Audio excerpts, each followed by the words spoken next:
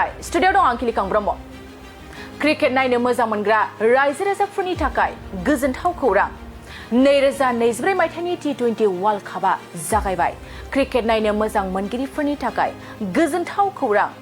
फिन आरोबाव T20 world कापआव Bharat हादरनि हानजायाबो बादायलायगोन भारत हादरनि हानजाया बावैसो सिगां आफगानिस्तानखौ फेजेनदोंमोन 2024 मायथाइनि T20 वर्ल्ड कापआ भारत हादर आरो बांलादेशनि गेजेराव जागोन 2024 मायथाइनि T20 वर्ल्ड कापआव भारत हादरा बांलादेशखौ फेजेननो हागोन ना हाया बियो बयनिबो गोसोआव मोनसे सोंथि सिखांदों नंगौ T20 वर्ल्ड काप 2024 सुपार 9 नि स्निथि मेचआ भारतआ बांलादेशजों गेलेगोन दिनै 22 जुन सनिबार बारायाव श्री बिबियान स्टेडियाम इन नर्थ साउथआव बे बादायलायनाया जागोन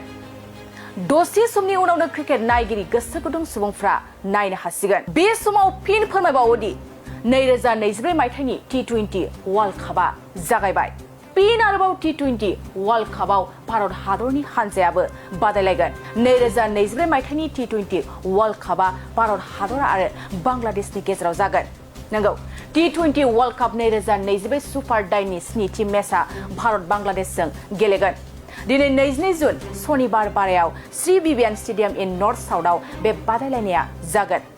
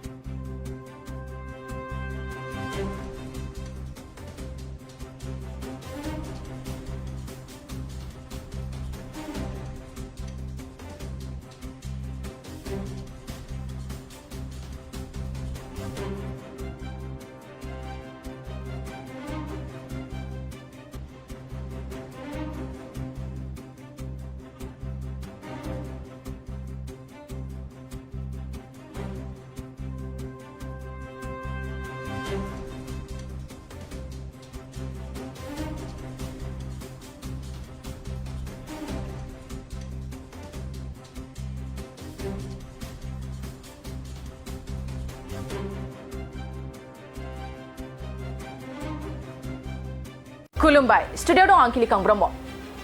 क्रिकेट नायनो मोजां मोनग्रा रायजो राजाफोरनि थाखाय गोजोनथाव खौरां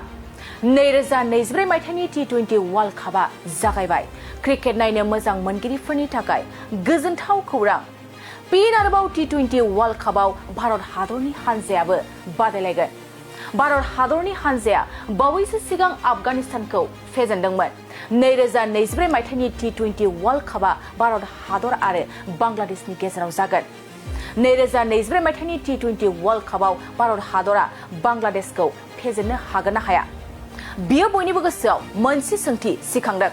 नंगौ T20 वर्ल्ड काप 2024 सुपार 9 नि स्निथि मेचआ भारतआ बांलादेशजों गेलेगोन दिनै 22 जुन सनिबार बारायाव श्री बिबियान स्टेडियाम इन नर्थ साउथआव बे बादायलायनाया जागोन दसे समनि उनावनो क्रिकेट नायगिरि गोसो गुदुं सुबुंफ्रा नायनो हासिगोन बे समाव फिन फोरमायबावोदि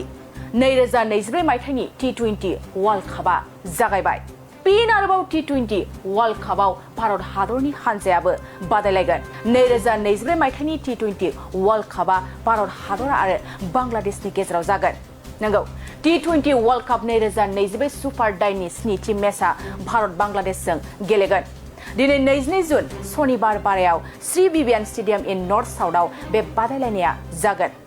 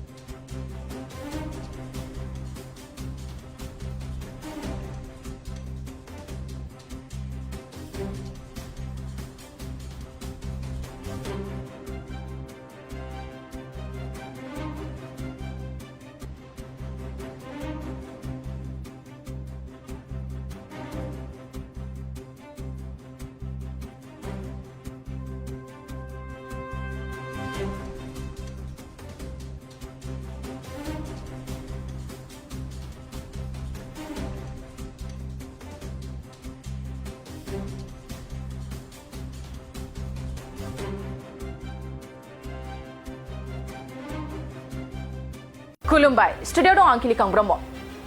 क्रिकेट नायनो मोजां मोनग्रा रायजो राजाफोरनि थाखाय गोजोनथाव खौरां 2024 मायथाइनि T20 वर्ल्ड कापआ जागायबाय क्रिकेट नायनो मोजां मोनगिरिफोरनि थाखाय गोजोनथाव खौरां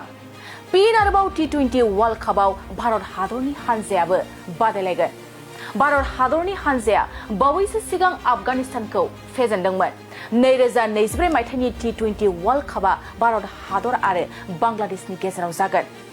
2024 मायथाइनि T20 वर्ल्ड कापआव भारत हादरा बांग्लादेशखौ फेजेननो हागोन ना हाया बियो बयनिबो गोसोआव मोनसे सोंथि सिखांदों नंगौ T20 वर्ल्ड काप 2024 सुपार 9 नि स्निथि मेचआ भारतआ बांग्लादेशजों गेलेगोन दिनै 22 जुन सनिबार बारायाव श्री बिबियान स्टेडियाम इन नर्थ साउथआव बे बादायलायनाया जागोन दसे समनि उनावनो क्रिकेट नायगिरि गोसो गुदुं सुबुंफ्रा नायनो हासिगोन बे समाव फिन फोरमायबावोदि 2024 मायथाइनि T20 वर्ल्ड कापआ जागायबाय फिन आरोबाव T20 वर्ल्ड कापआव भारत हादरनि हानजायाबो बादायलायगोन 2024 मायथाइनि T20 वर्ल्ड कापआ भारत हादर आरो बांग्लादेशनि गेजेराव जागोन नंगौ T20 वर्ल्ड काप 2024 सुपार 9 नि स्निथि मेचआ भारत बांग्लादेशजों गेलेगोन दिनै 22 जुन सनिबार बारायाव श्री बिबियान स्टेडियाम इन नर्थ साउथआव बे बादायलायनाया जागोन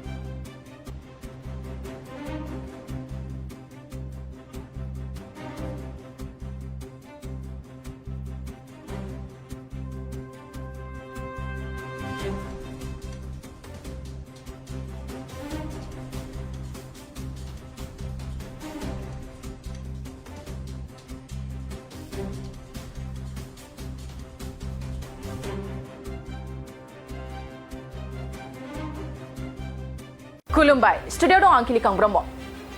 क्रिकेट नायनो मोजां मोनग्रा रायजो राजाफोरनि थाखाय गोजोनथाव खौरां 2024 मायथाइनि T20 वर्ल्ड कापआ जागायबाय क्रिकेट नायनो मोजां मोनगिरिफोरनि थाखाय गोजोनथाव खौरां फिन आरोबाव T20 वर्ल्ड कापआव भारत हादरनि हानजायाबो बादायलायगोन भारत हादरनि हानजाया बावैसो सिगां आफगानिस्तानखौ फेजेनदोंमोन 2024 मायथाइनि T20 वर्ल्ड कापआ भारत हादर आरो बांग्लादेशनि गेजेराव जागोन 2024 मायथाइनि T20 वर्ल्ड कापआव भारत हादरा बांग्लादेशखौ फेजेननो हागोन ना हाया बियो बयनिबो गोसोआव मोनसे सोंथि सिखांदों नंगौ T20 वर्ल्ड काप 2024 सुपार 9 नि स्निथि मेचआ भारतआ बांग्लादेशजों गेलेगोन दिनै 22 जुन सनिबार बारायाव श्री बिबियान स्टेडियाम इन नर्थ साउथआव बे बादायलायनाया जागोन दसे समनि उनावनो क्रिकेट नायगिरि गोसो गुदुं सुबुंफ्रा नायनो हासिगोन बे समाव फिन फोरमायबावोदि 2024 मायथाइनि T20 वर्ल्ड कापआ जागायबाय फिन आरोबाव T20 वर्ल्ड कापआव भारत हादरनि हानजायाबो बादायलायगोन 2024 मायथाइनि T20 वर्ल्ड कापआ भारत हादर आरो बांग्लादेशनि गेजेराव जागोन नंगौ T20 वर्ल्ड काप 2024 सुपार 9 नि स्निथि मेचआ भारत बांग्लादेशजों गेलेगोन दिनै 22 जुन सनिबार बारायाव श्री बिबियान स्टेडियाम इन नर्थ साउथआव बे बादायलायनाया जागोन